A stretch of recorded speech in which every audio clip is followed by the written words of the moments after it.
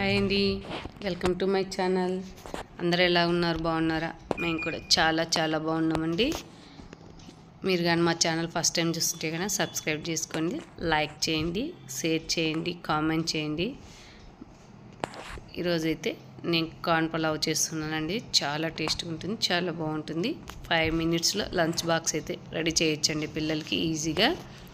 First అయితే మా వారు వచ్చేసి ఈరోజు కార్న్స్ తెచ్చారండి. అందుకనేసి ఏం చేద్దామా అంటే ఓకే టైం ఉంది కదా అనేసి కొంచెం అయితే వెరైటీగా ప్రిపేర్ చేద్దామనేసి కార్న్ పలావ్ చేస్తున్నానండి. ఇవి వచ్చేసి మామూలు కార్న్స్ ఏనండి, మనకి కాల్చుకుంటాం చూడండి ఆ కార్న్ అండి. స్వీట్ కార్న్ కాదు, మామూలు కార్న్. స్వీట్ కార్న్తో అయితే ఇంకా టేస్ట్ చాలా బాగుంటుంది. నేను వచ్చేసి లేతగానే ఉన్నాయండి, అందుకనేసి వీటిని అయితే మొత్తం ఒలిచి పక్కన పెట్టుకున్నానండి. ఒక కార్న్ మొత్తము. కార్న్ వచ్చేసి ఒక కప్పు నిండా అయ్యాయండి.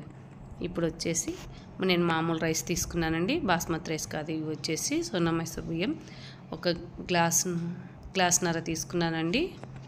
తీసుకొని బియ్యంని అయితే బాగా వాష్ చేసుకోవాలండి. మనము 2-3 సార్లు క్లీన్ చేసుకున్నామంటే బియ్యం సరిపోతుంది. నీళ్ళు వేసేసి 2-3 సార్లు బాగా కడిగామంటే అందులో ఉన్న డస్ట్ అంతా బయటకు వచ్చేస్తుంది కదా.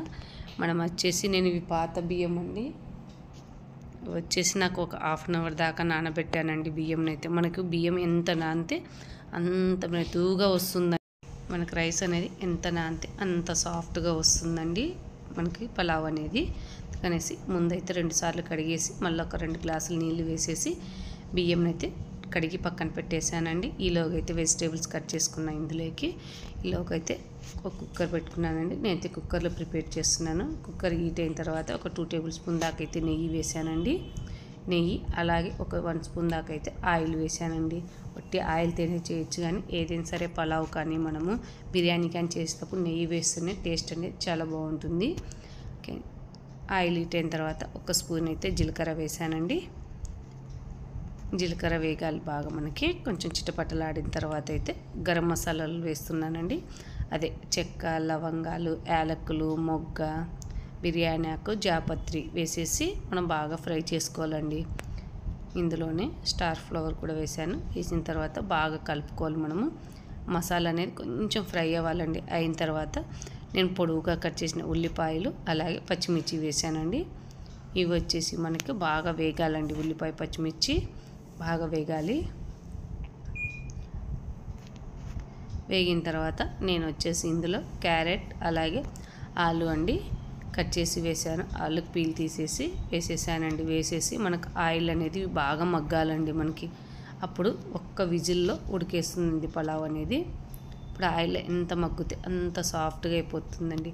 అలాగే ఇందాక కార్న్ ఒలిచి పెట్టుకున్నాను కదా, నేనైతే ఒక కప్పు కార్న్ కూడా వేసేసానండి. ఇందులో వేసేసి వీటిని బాగా కలుపుకోవాలి మనము. చూడండి, ఈ విధంగా ఒక్క 2 మినిట్స్ అనేది అలాగే వదిలేయాలండి.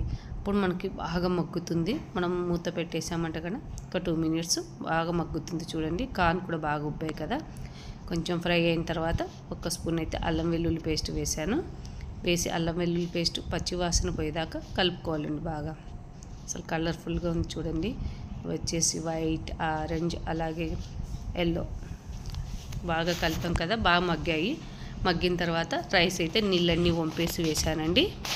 వేసి ఒక్క స్పూన్ అయితే గరం మసాలా వేసానండి.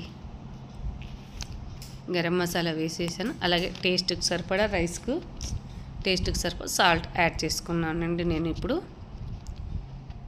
వేసిన తర్వాత రైస్ అనేది మనం ఆయిల్లో బాగా కొంచెం అండి ఒక్క 2 మినిట్స్ దాకా అయితే మగ్గనివ్వాలి రైస్. అప్పుడు టేస్ట్ అనేది బాగా మసాలా అంతా రైస్కి పట్టుకుంటుందండి. టేస్ట్ కూడా చాలా బాగుంటుంది.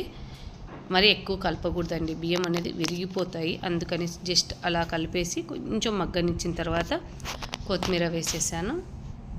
ఇందులోనే పుదీనా కూడా వేసుకోవచ్చండి. నేనైతే వేయట్లేదు, పుదీనా లేదనేసి వేయట్లేదు. పుదీనా కూడా వేసుకుంటే టేస్ట్ చాలా బాగుంటుంది. అలాగే నేను గ్లాస్న్నర బియ్యం తీసుకున్నాను కదండి, అందుకనేసి వాటర్ అయితే నేను 2.5 గ్లాస్ వాటర్ వేసానండి. ఎందుకంటే మనకి పాత బియ్యం దానికి బాగా నానాయి కదా, బాగా సాఫ్ట్గా వచ్చేస్తుంది. అలాగే లాస్ట్లో అయితే 1/2 చెక్క నిమ్మరసం పిండానండి. నిమ్మరసం పిండడం వల్ల మనకు రైస్ అనేది పొడి పొడిలాడుతూ వస్తుందండి. జస్ట్ ఒక్క విజిల్ వస్తే సరిపోతుందండి. పలావ్ అయితే రెడీ అయిపోయింది చూడండి. మనం ప్రెషర్ మొత్తం పోయిన తర్వాత తీయాలండి.